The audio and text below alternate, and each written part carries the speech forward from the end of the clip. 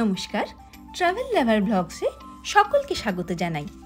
আগের পর্বে আপনারা দেখেছেন পাহাড়ের গা বেয়ে ঘোড়ায় চেপে পহেলগামের বিভিন্ন জায়গায় ঘুরে বেড়ানোর রোমাঞ্চকর অভিজ্ঞতা। এখন প্রায় বিকেল 3টে বাজে। লাঞ্চ সেরে আমরা আবার বেরোচ্ছি। চন্দনওয়ারি, বেতাব ভ্যালি ও আরু ভ্যালি ঘুরে দেখব। এবার আর ঘোড়ায় চড়তে হবে না, গাড়িতে চড়েই যাচ্ছি। এখানে একটা গুরুত্বপূর্ণ তথ্য দিয়ে রাখি, যে গাড়িতে করে শ্রীনগর থেকে পহেলগামে আসবেন সে গাড়ি কিন্তু আপনাকে এই লোকাল সাইট সিইং করাবে না। তার জন্য ওখানকার লোকাল সিন্ডিকেটের গাড়ি নিতে হবে। রেট ফিক্সড আমাদের পড়েছিল 2300 টাকা। ছোট গাড়ি বা বড় গাড়ি হিসেবে এই দামটা ভ্যারি করে। লোকাল ট্যাক্সি স্ট্যান্ডে এদের অফিস আছে, ওখানে রেট চার্টও আপনারা দেখে নিতে পারবেন। আমাদের রিসর্টের রিসেপশন থেকে এই ফোনে গাড়ি ডেকে নেওয়া হয়েছিল। আপনাদের সুবিধার্থে রেট চার্ট দেওয়া হয়। রাস্তায় যেতে যেতে ভিডিও করার লোভ আর সামলাতে পারলাম না। অসামান্য প্রাকৃতিক সৌন্দর্য, পুরো বরফে ঢাকা পাহাড়, চূড়োগুলো পুরো সাদা হয়ে রয়েছে, আর মাঝে মাঝে গাছ, পাইন গাছের ঘন জঙ্গল।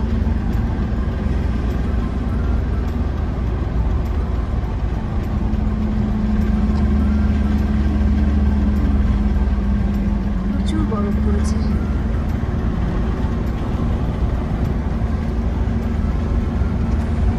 মার্চ মাসের শেষ দিক, ভালোই বরফ দেখতে পাচ্ছি।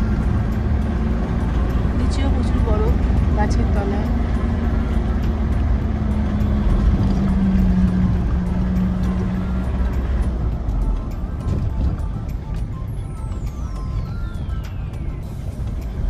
প্রচুর বরফ আর সুবিস্তৃত ভ্যালি। এগুলো আর কিছুদিন পর থেকে ভ্যালিগুলো সবুজ হয়ে উঠবে। অতটা সবুজ হয়নি, বোধহয় ওটাই চন্দনওয়ারি।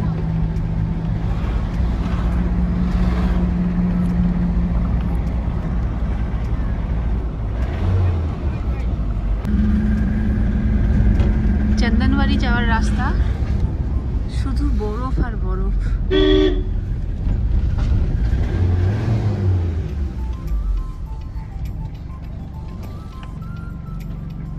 পাহাড়ে বরফ, সামনে বরফ, রাস্তায় কিছু বরফ পড়ে রয়েছে।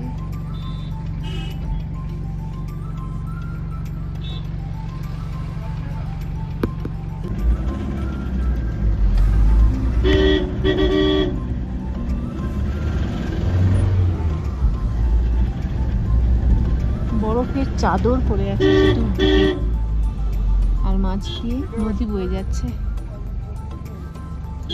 অসাধারণ এক নৈসর্গিক পরিবেশ।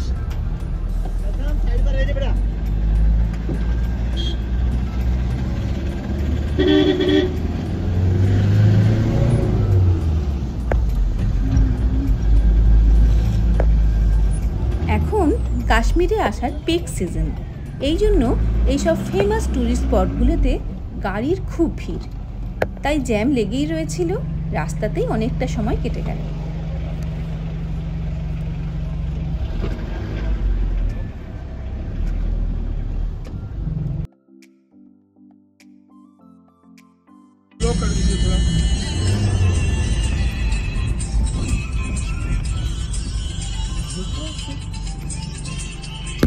এখানে একটা ওয়াটারফল, আছে ওই দেখো না ম্যাম,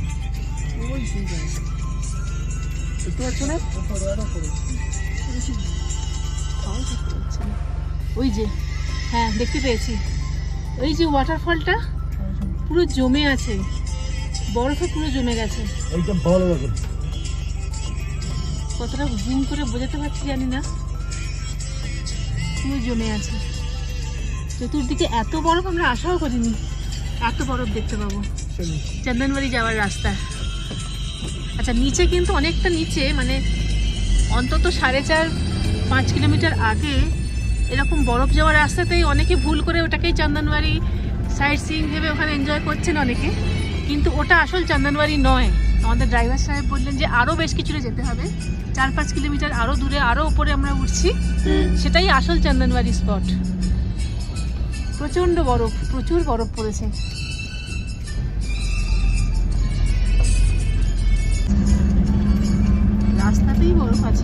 রাস্তার দুধারে বরফ সরিয়ে সরিয়ে রাখা হয়েছে। আর পাহাড়ে তো দেখাই যাচ্ছে পুরো সাদা হয়ে রয়েছে।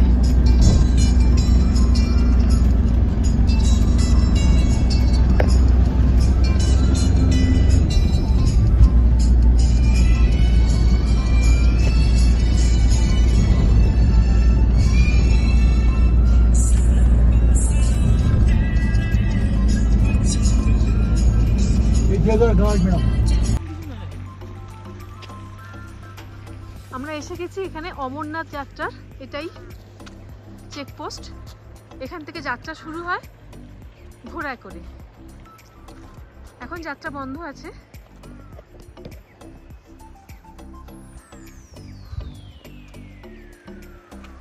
পুরো বরফ জমে আছে রাস্তায়।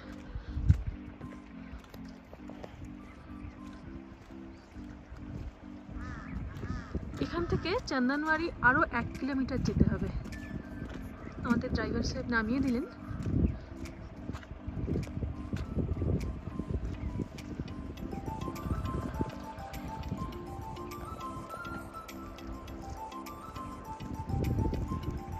চতুর্দিকে বরফ, রাস্তাতেও বরফ। খুব ঠান্ডা লাগছে না, যতটা মনে করেছিলাম ঠান্ডা লাগছে না অতটা। কি ভাবি, ঠান্ডা লাগছে?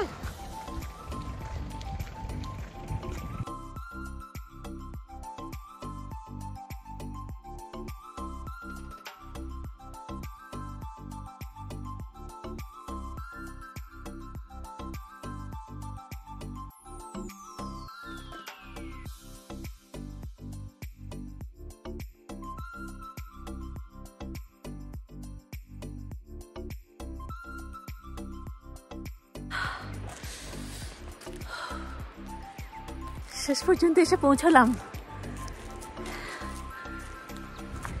এটাই স্বর্গ, এখানেই স্বর্গ।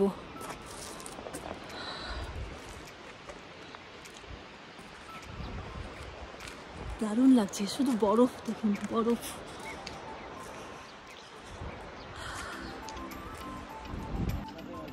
এই যে এটাই হলো আসল চন্দনওয়ারি। এখানে এসে রাস্তা পুরো শেষ হয়ে গেছে। যতটা সম্ভব নিয়ে এসেছে আমাদের ড্রাইভার। এখানে এসে রাস্তা পুরো শেষ।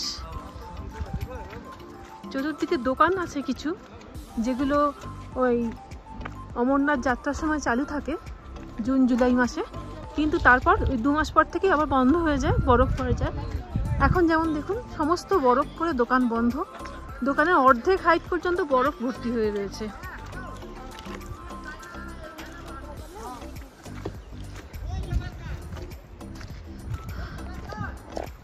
এই যে এগুলো সব অমরনাথ যাত্রার সময় খোলা থাকে, এখন সব বন্ধ আছে। আর যাওয়া যাচ্ছে না, এইখান পর্যন্তই রাস্তা শেষ।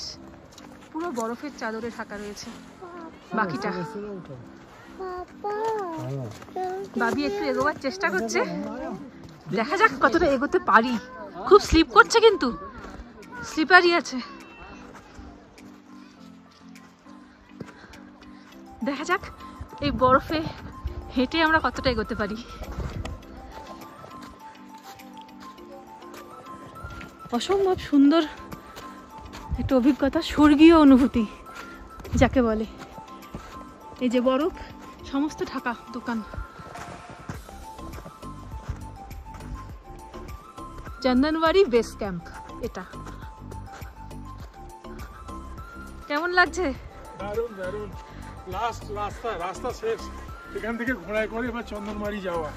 চন্দনওয়ারি তো এটাই, অমরনাথ যাওয়া। অমরনাথ যাওয়া। আবার যদি কখনো আসতে পারি অমরনাথ যাওয়ার সময়, তখন এখান থেকে ঘোড়ার পিঠে যাব। আজকে সকালে তো ঘোড়ার পিঠে চাপার বেশ ভালোই অভিজ্ঞতা হয়েছে। দেখা যাক হেঁটে কতটা যেতে পারি। নিচে পুরো বরফ, আমরা হাঁটছি।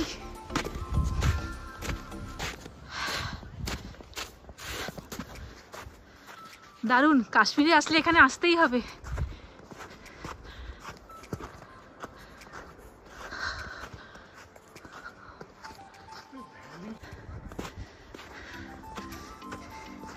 ও সামনের ভ্যালিটা অসাধারণ। দুর্দান্ত, মাথা ঠিক রাখা মুশকিল।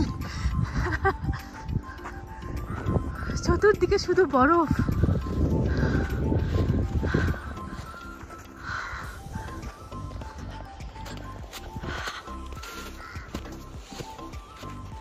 অসাধারণ, জীবন সার্থক মনে হচ্ছে।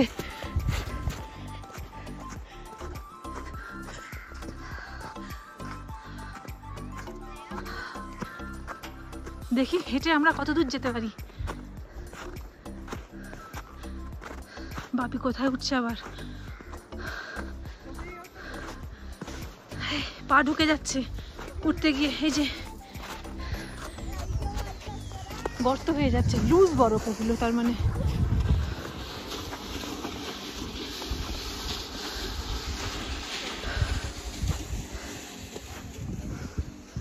এইটা ছাদ পর্যন্ত বরফ উঠে গেছে। এই যে দোকান ঘরটা, এই দোকান ঘরের ছাদ পর্যন্ত বরফ, বরফের লেয়ার।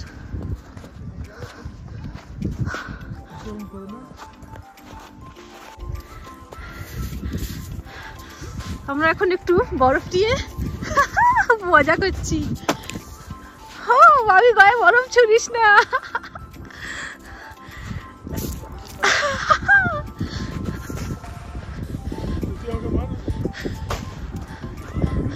কানে ঢুকে গেছে।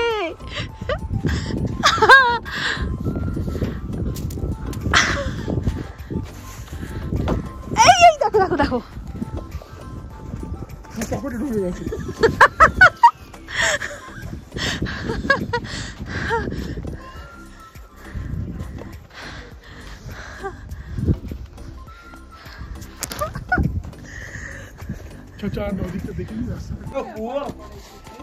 একদম লাস্ট পয়েন্টেও কয়েকটা দোকান আমরা খোলার চেষ্টা করেছেন।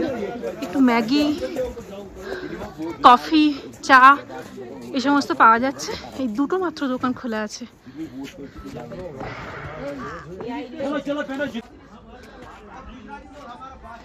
এটাই অমরনাথ যাত্রার পথ। এখান থেকেই ওই জুন জুলাই মাসে ঘোরা করে যাওয়া হয়। 36 কিলোমিটার যেতে হয়, আর কোনো রাস্তা নেই। এই পাহাড়ের গা বেয়ে বেয়ে যেতে হবে।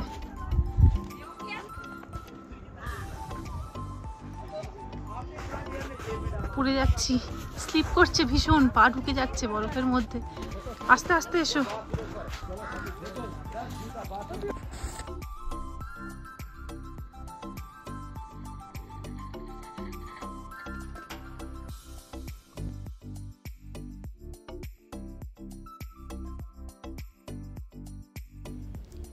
মনে হচ্ছে এ যেন এক অন্য জগতে চলে এসেছি, সম্পূর্ণ আলাদা জগৎ।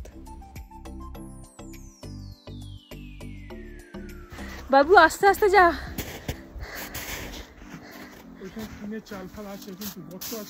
আর যাস না।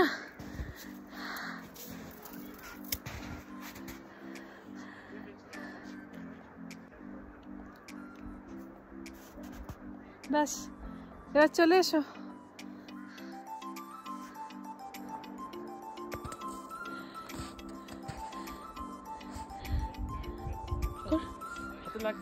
আচ্ছা চলো এবার যাওয়া যাক। অনেকক্ষণ বরফে আছি আমরা।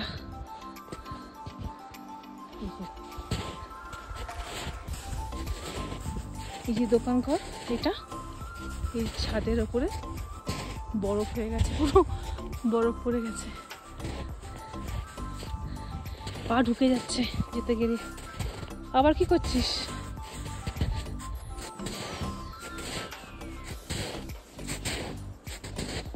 খুব সাবধানে আস্তে আস্তে পা ফেলতে হচ্ছে, পা খুব ভেতরে ঢুকে যাচ্ছে।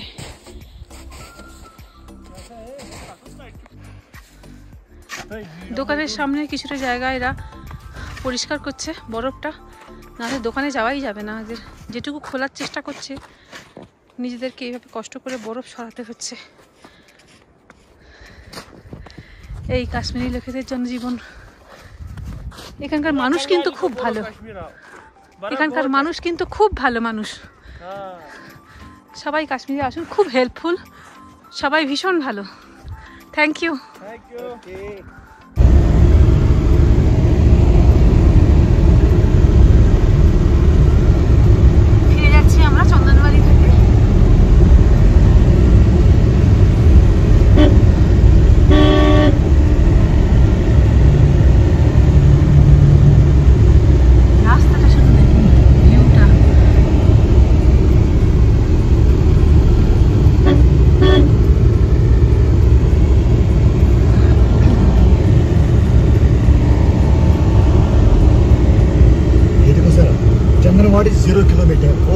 यहाँ से 32 किलोमीटर, शीशनाग 12 किलोमीटर यहाँ से सर। यहाँ से घोड़ा डांडी वॉक करके कौन सा रूट में? ये रोड है सर।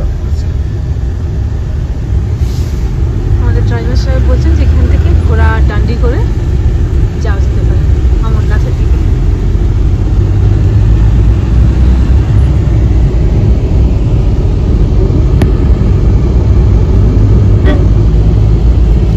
ভিউটা একবার দেখুন রাস্তার, কি বলে বর্ণনা করা যাবে না, চোখে না দেখলে বর্ণনা দিতে হবে।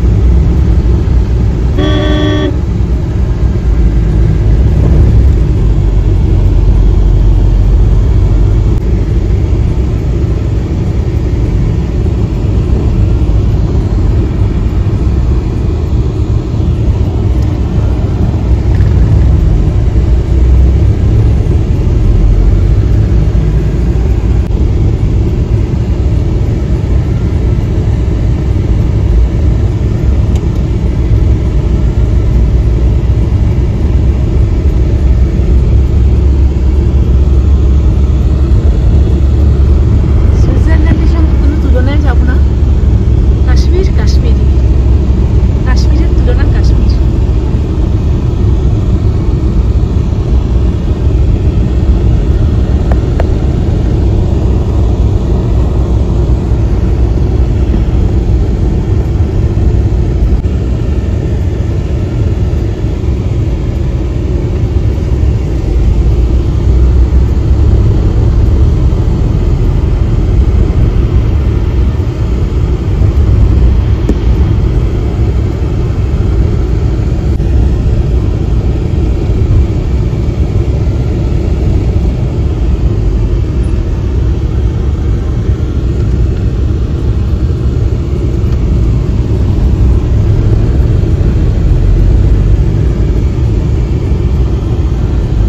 যাওয়ার সময় বেস ক্যাম্পটা দেখিয়েছিলাম, সেখান থেকেও বেশ কিছুটা উপরে উঠেছিলাম আমরা।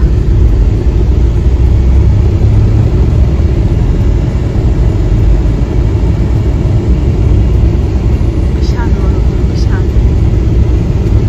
কালকে আমাদের গুলমার্গ যাওয়ার কথা, সেখানে তো মনে হয় আরো বেশি বরফ পাবো। দেখা যাক। এখান থেকে একটা নদী বয়ে যাচ্ছে।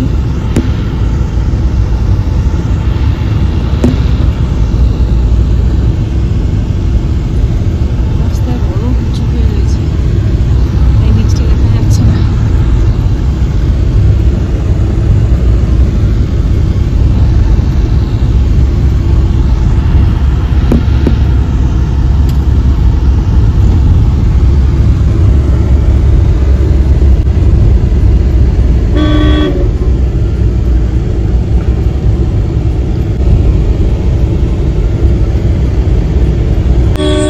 অ্যাক্টিভিটিস করছে, স্নো অ্যাক্টিভিটিস করছে এখানটাকে চান্দনওয়ারি ভেবে, কিন্তু এটা আসল চান্দনওয়ারি নয়, এটা আসল চান্দনওয়ারি নয়।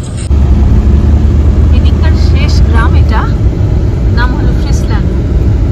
সুন্দর গ্রাম, কাশ্মীরি মানুষজন হেঁটে বেড়াচ্ছে। চান্দনওয়ারি যাওয়ার রাস্তার শেষ গ্রাম ফ্রিসল্যান্ড। ছোট ছোট ঘর,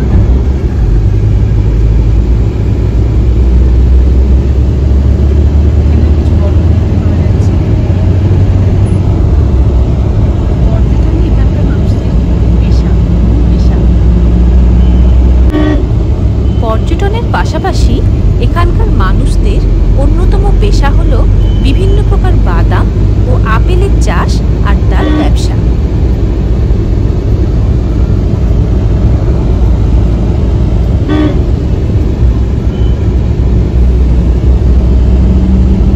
এখনো পর্যন্ত যা অভিজ্ঞতা, কাশ্মীরি মানুষজন কিন্তু বেশ ভালো।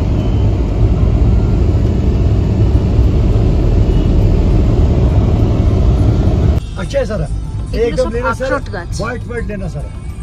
जो काला होता है ना वो होता है खराब, एकदम अच्छा। लेना व्हाइट व्हाइट लेना, वो होता है अच्छा। আমাদের ড্রাইভার সাহেব বলছেন যে সাদা সাদা দেখে আখরোট কিনতে, যেগুলো কালো আখরোট সেগুলো খারাপ, বুঝতে হবে। এখন আখরোটের সময় নয়, সেপ্টেম্বর মাসে আখরোট হয়। এই যে রাস্তার ধারের গাছগুলো সব আখরোট গাছ। এখন যেগুলো বিক্রি করছে সেগুলো পুরনো, আগের বছর। আচ্ছা, এটা হলো বেতাব ভ্যালি, দেখা যাচ্ছে এখান থেকে। আমরা যাব সেখানে, উপর থেকে দেখা যাচ্ছে। বেতাব ভ্যালিতে গিয়ে তাহলে দেখা হবে। বেতাব ভ্যালি, চারিদিকে পাইন আর দেবদারু গাছ দিয়ে ছাওয়া এই ভ্যালি। এখানে বেতাব সিনেমা শুটিং হয়েছিল, আর এই জায়গার নাম বেতাব ভ্যালি। এখানে একটা ভিউ পয়েন্ট, আমরা দাঁড়িয়েছি কিছুক্ষণের জন্য আরু ভ্যালি যাবার পথে।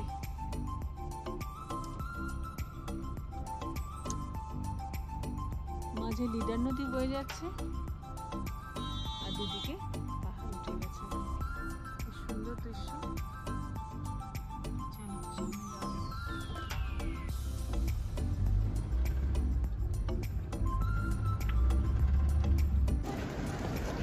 এসে গেছি আমরা আরু ভ্যালিতে। তবে এখানে এসে দেখছি ওয়েদারটা একটু খারাপ হয়ে গেছে, অল্প অল্প বৃষ্টি শুরু হয়েছে। জানি না কতটা আমরা ঘুরতে পারবো, দেখা যাক গিয়ে।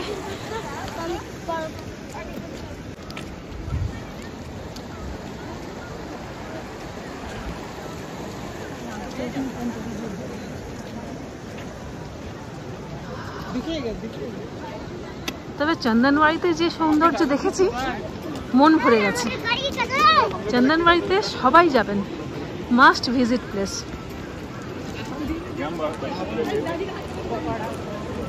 এই যে আরু ভ্যালি সামনে দেখা যাচ্ছে।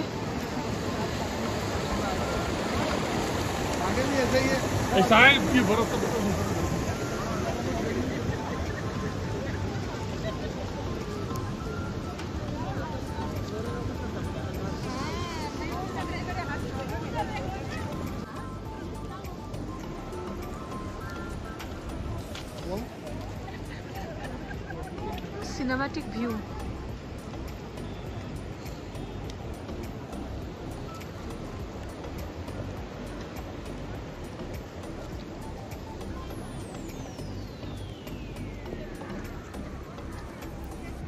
বেতাব ভ্যালিতে আমরা খুব বেশি ছবি তুলতে পারিনি, তার কারণ বৃষ্টি এসে গিয়েছিল।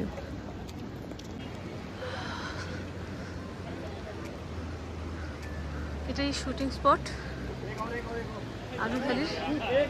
ওখানে সকলে সেলফি জোনে সেলফি তুলছে। দেখি আমরা ওদিকে যাওয়ার চেষ্টা করি একটু।